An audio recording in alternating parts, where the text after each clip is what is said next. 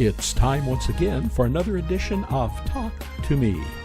And now, here's Emmy himself, 8-time Emmy Award-winning journalist, Maynard Eaton.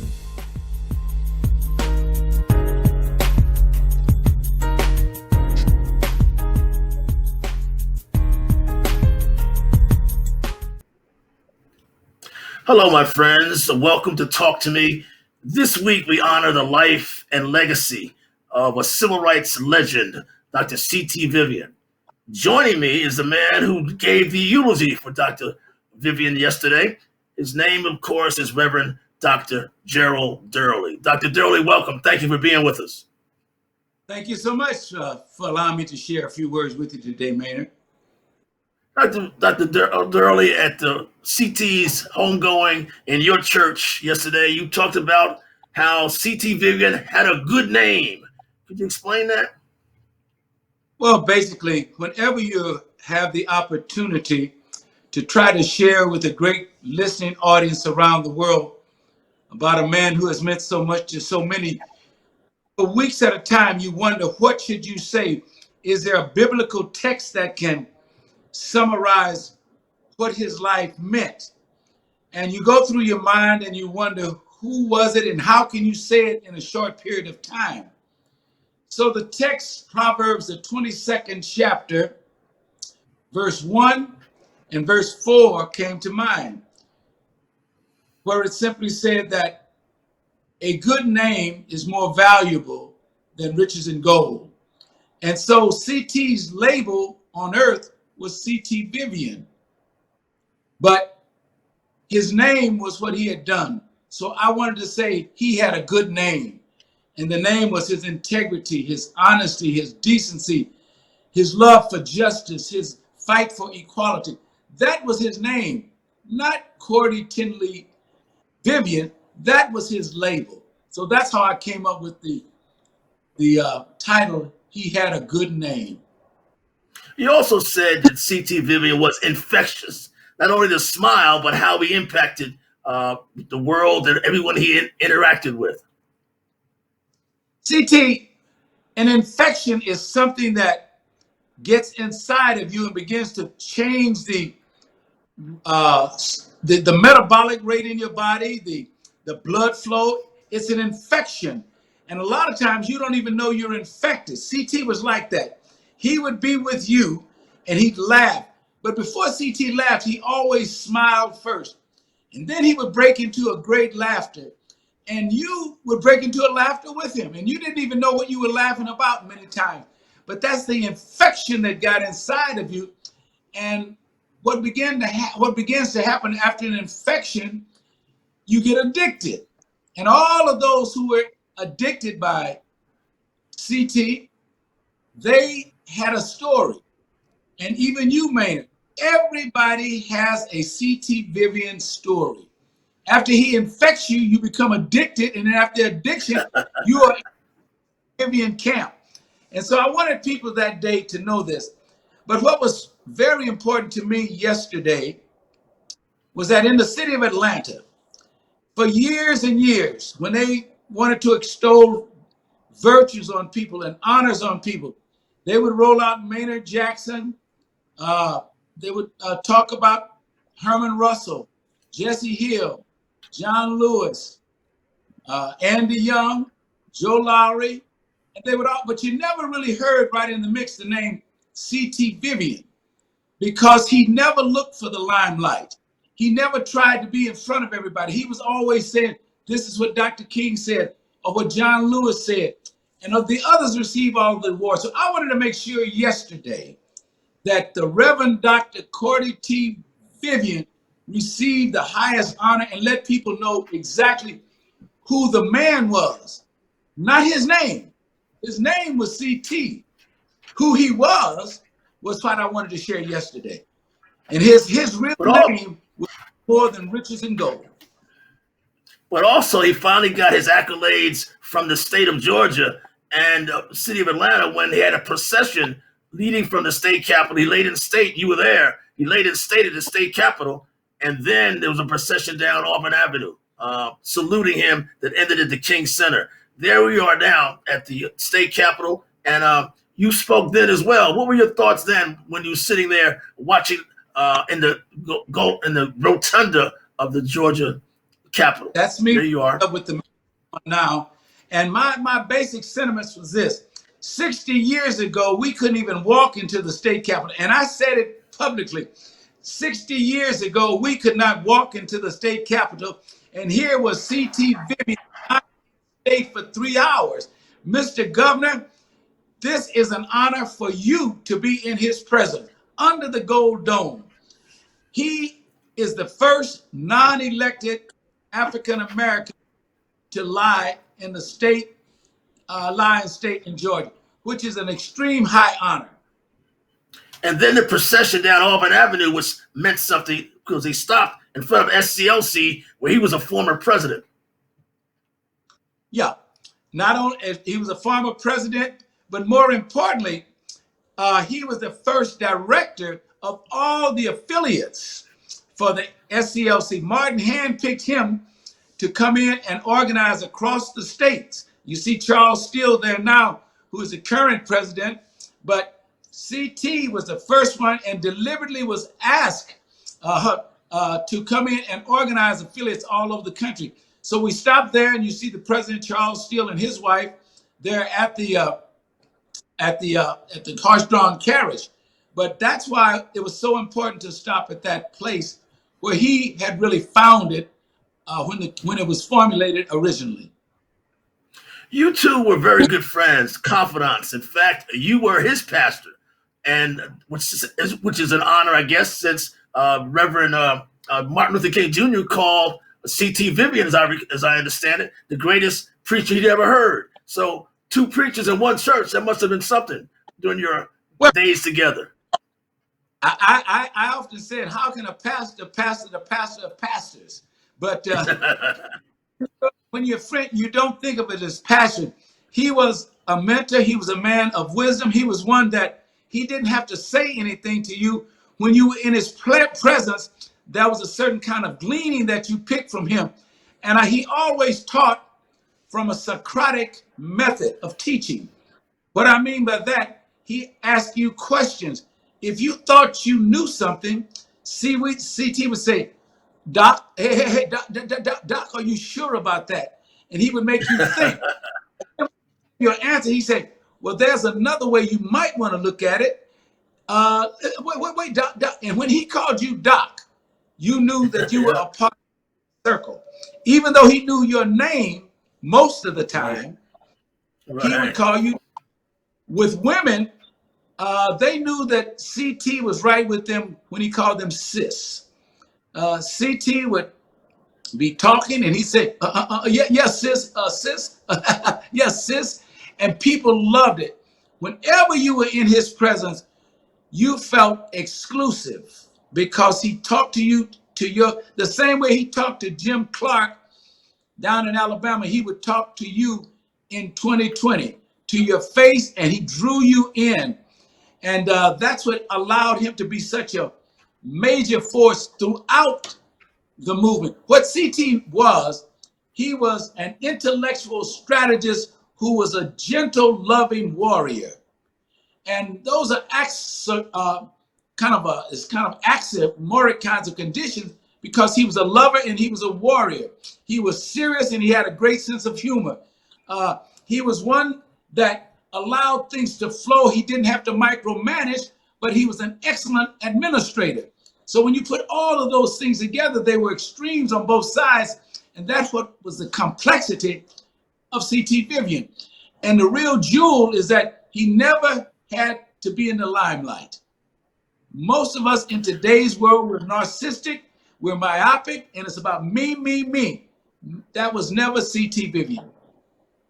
Well, at his 95th birthday party, he was in the limelight. And videographer Rick Clear and I covered that. You were there. Let's take a look. Okay, now I will insert that as it comes up tomorrow. So Maynard, if you just give me a 3, 2, 1, and you can sure will interview. Okay, very good.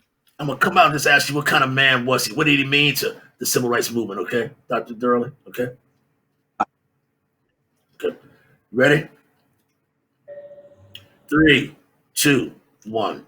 That was a great tribute to a great man. Dr. Durley, what did he mean to the civil rights movement? What does he mean to the world now that he's gone?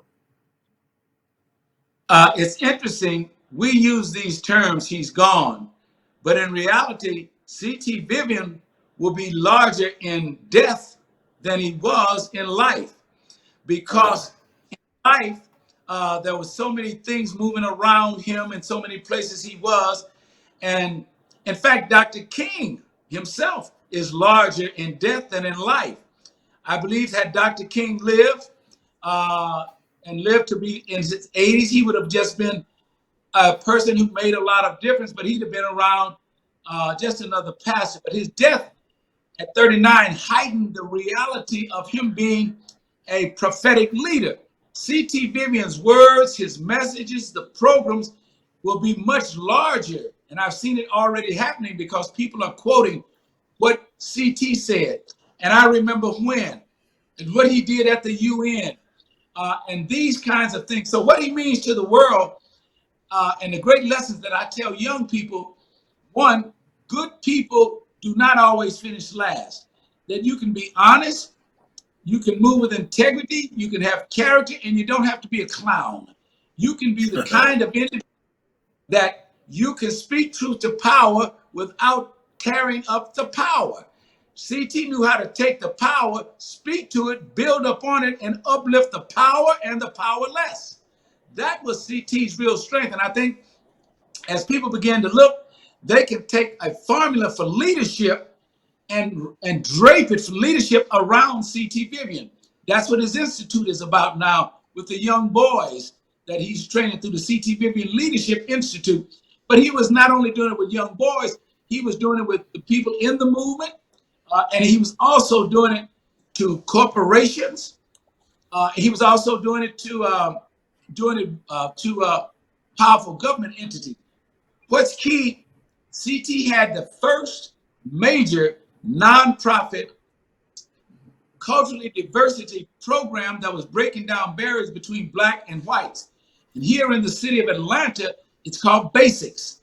And Basics was used to bring black and white and other minorities together to confront racism back in the late 90s, early 90s and late 80s. And because of that, he impacted mayors, he impacted business people, he impacted teachers, because every year under the Leadership Atlanta program, CT did the training after a man named Dr. Claude King and Charles King did it. CT came in, but CT confronted people in a positive, constructive, strategic way. That will be the legacy of CT in this city, because there are people now who are making major decisions, including mayors, many city council persons, some of the senators and representatives. They came through C.T. Vivian's basic diversity training program. You've been overwhelmed, you told me earlier, by the response to your eulogy and calls about what you two meant to each other and to the movement. Tell us about some of the responses you've gotten to your eulogy. I think that, which is amazing to me, because I was saying to my wife, a eulogy of this nature, and many pastors or whoever the eulogist might be, you're prone, unless you're very careful, to elevate yourself by saying, right. CT and I was CT and I never wanted to say anything about me. What I wanted to do there was to elevate CT and who he was and his good name. And in doing that, people will get another perspective of who this man really was. So in the whole idea of the eulogy to walk away with, I wanted people to leave with the idea that you can find a goal, find a purpose, be who you are. Don't allow the purpose to define you. You define the purpose. And when you define the purpose, other people with like purposes will come to you and you'll have a movement. CT never, ever, I've never heard him, and no one's ever said it, say a negative word about anybody. If he didn't like you, including Jim Clark, who beat him up on the Dallas County steps in Selma, here's what he said about Clark. He said, you know, we need to pray for that man. All he was doing was job at that time. That's the kind of impact and message that CT emulated, emulated to all of us. Dr. Durley, you had quite an impact. He was the embodiment of something that he lived for, and that was, he never veered from it, the concept of nonviolence.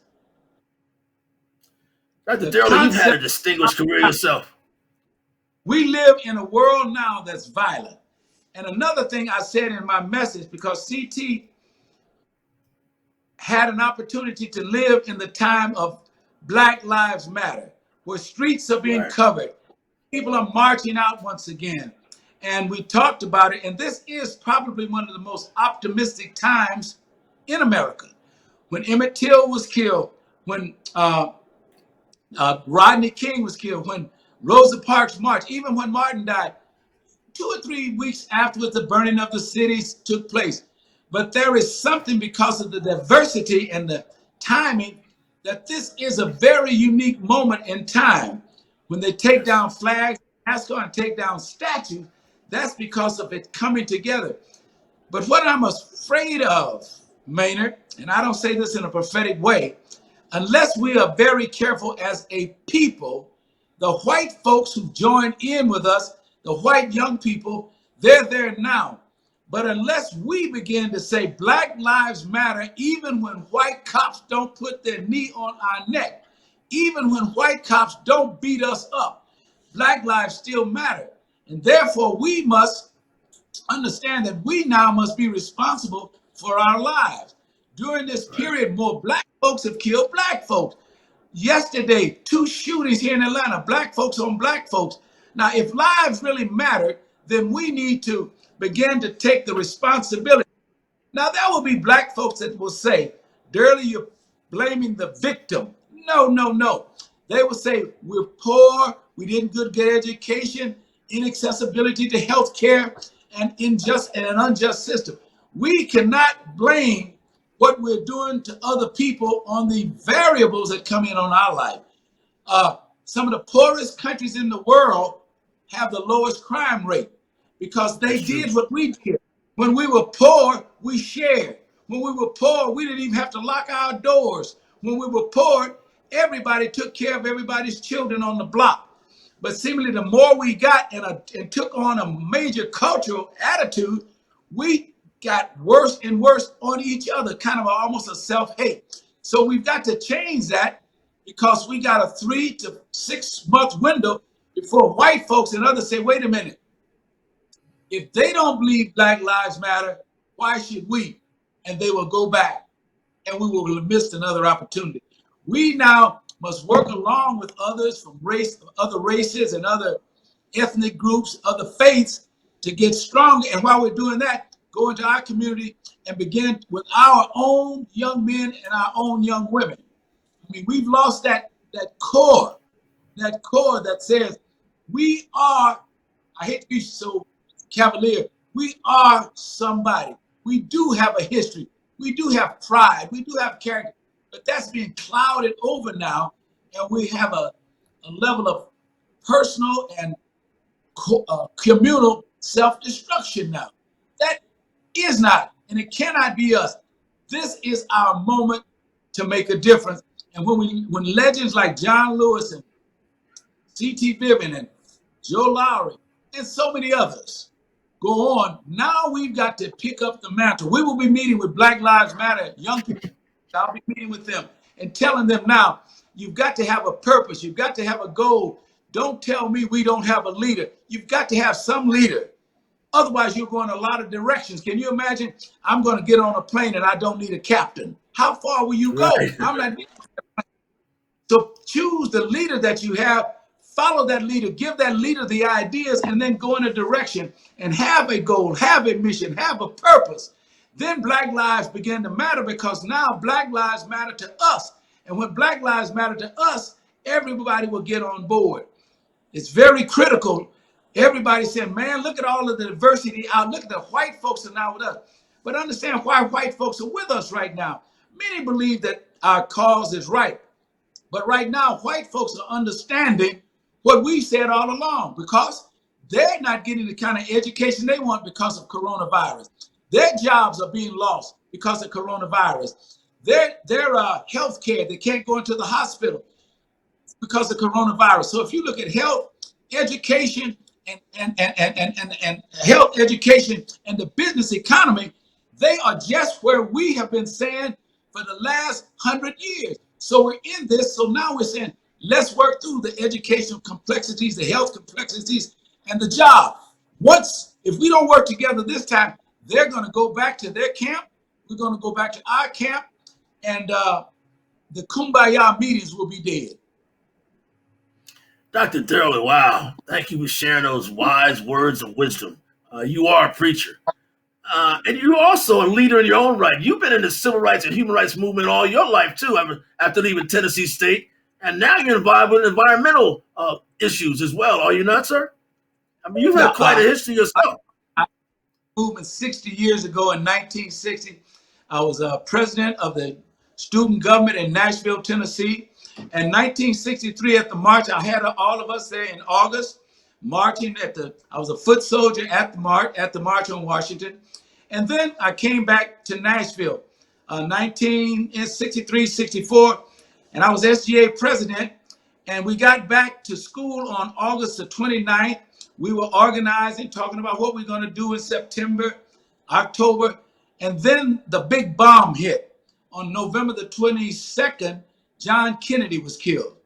And we wondered, Right. now, wait a minute, 2.5 months ago, we were in Washington, and now the president is dead.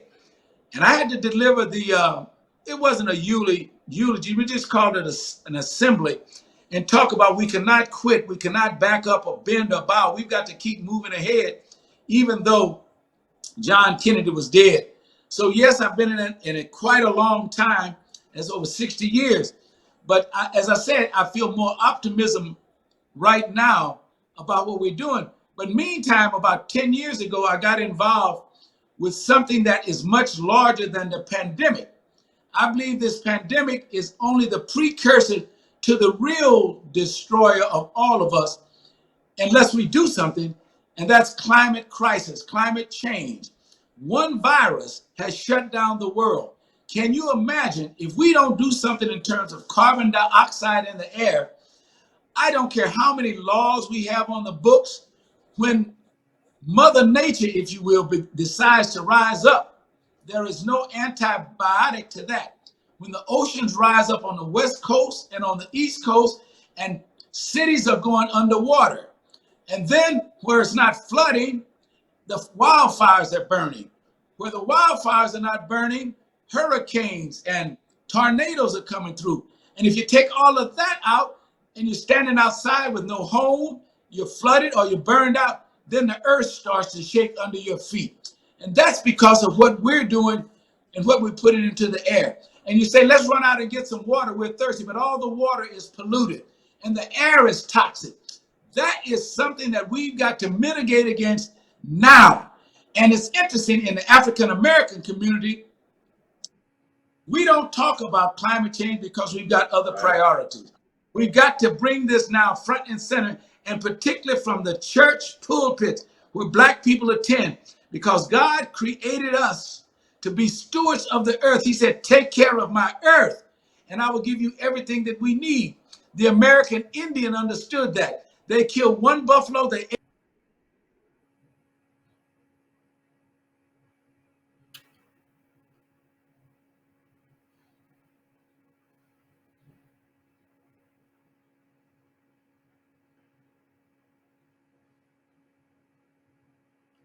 Dr. Durley, I don't know.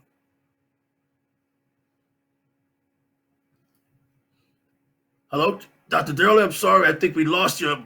We just lost your audio, Dr. Durley, for some reason.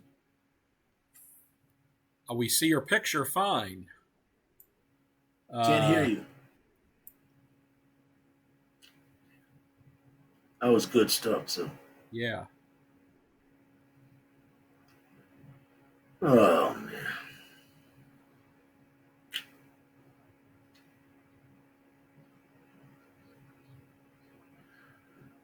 Rick, I guess we're just going to have to. I think I'm just going to have to go to a close after he talks about the church. Don't you agree? Okay. I don't. I mean, I can't think. I don't know. I don't think the like the phone. His phone battery would have went dead or anything. It just, but it cut out and went totally black. Everything went black. Sure did. Then Yeah. It came back up, but no audio. And now he's probably shut it off. That's what you get, a still frame when the connection is gone. But now we can't go to just to me to end this thing, huh? I'd have to pick a spot too. Let's give him a second and see. It could have been that his battery started going dead on the phone. It actually could have been. That could have. That was some good stuff there in the end. He really got the, especially about the Black Lives Matter stuff.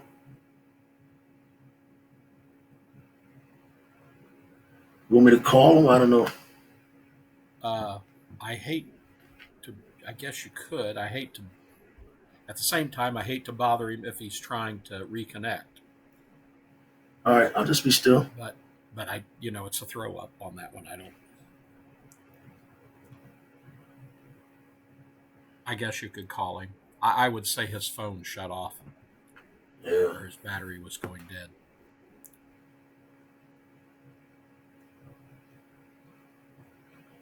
Oh, boy. And I was looking to end it, too.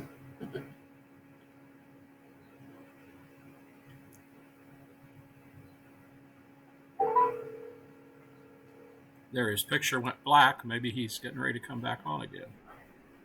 Oh, no. I should be coming back. There he is. There he is. Yay! Man, I'm so sick of this Zoom. Who's zooming who?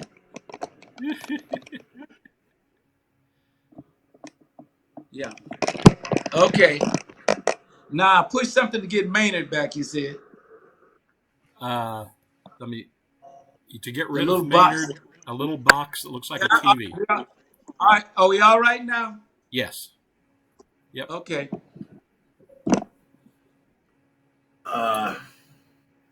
Was it something we don't have to? Rick's gonna have to edit this because you went out. One of the last things you were saying is about the black churches got to rally around this. So Rick, okay. How do you want?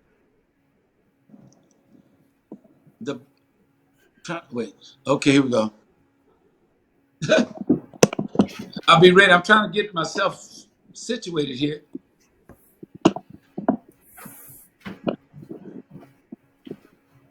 There you go. There you go. All right, here we go. Ready? Yes. Let's roll. Yes. The black church must now recognize the value of climate change and environment. God said, "You are my stewards, and everything that you need, I will give you if you take care of my environment." We're not doing that now. The Indians understood that. They would kill a buffalo, eat the meat, and put the hide to make housing. And they never wasted anything. We've become a society of throwaways. We throw away plastic plates. We throw away plastic spoons. We throw away too much food, and we throw away each other.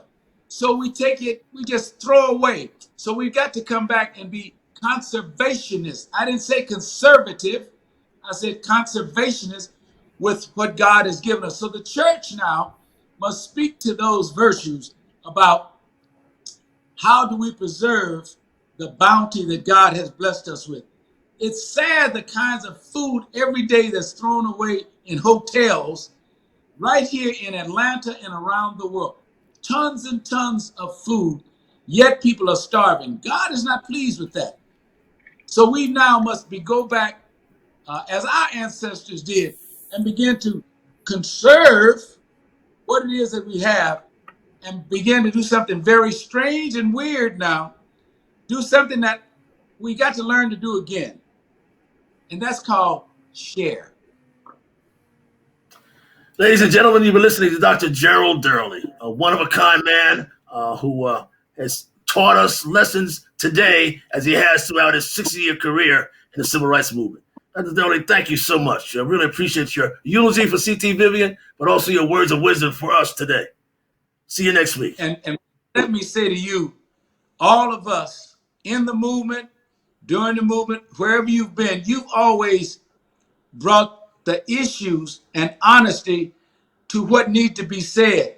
The kinds of questions you ask, people don't realize how difficult your job is to ask the kinds of questions that would get to elicit the kind of information that can enlighten people. And I'm convinced you can't do that until you do what you say. And you know what that is?